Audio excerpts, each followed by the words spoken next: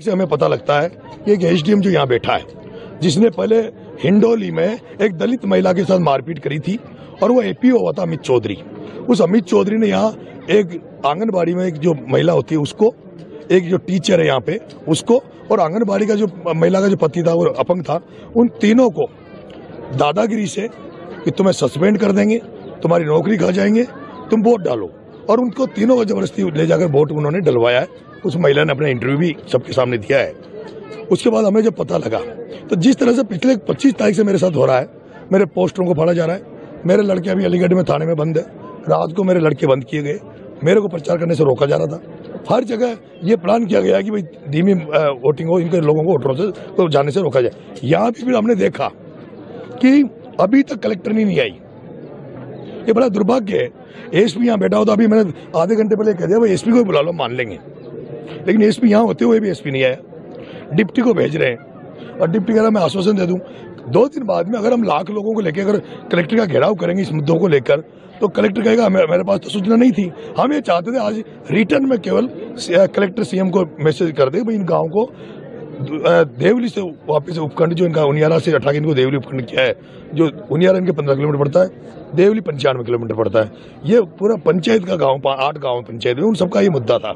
इन्होंने कहा भाई हमें वहां से हटाकर, तो लेकिन कलेक्टर ने हमारी अनसुनी करी और अभी तक कलेक्टर यहाँ नहीं आई है।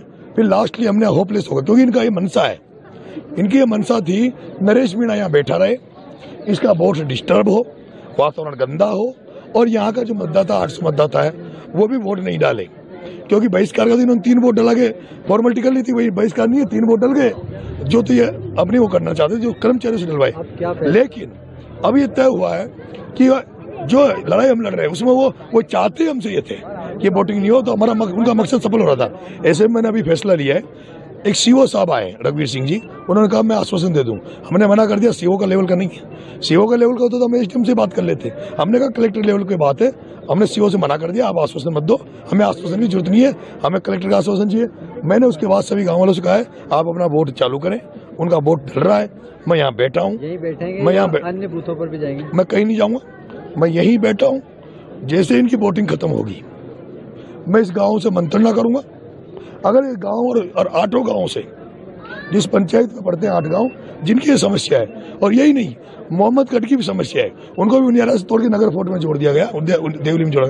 वो जितने भी गांव जो इस परेशानी में जूझ रहे हैं उनकी मैं बैठक लूंगा, और अगर ये फैसला सुनाते हैं, अगर ये आंदोलन की राह पे चलते हैं, तो मेरा तो मन है, मेरी इच्छा इनसे प्रकट कर दूंगा गाँव वालों से। मेरी इच्छा नरेश मीणा की दी है कि जब तक कलेक्टर यहाँ नहीं आएगी, जब तक नरेश मीणा तो अनशन पे रहेगा, यहाँ से जाके हम हाईवे पे कूच करेंगे कलेक्टर की तरफ, और उसके बाद देखते हैं कलेक्टर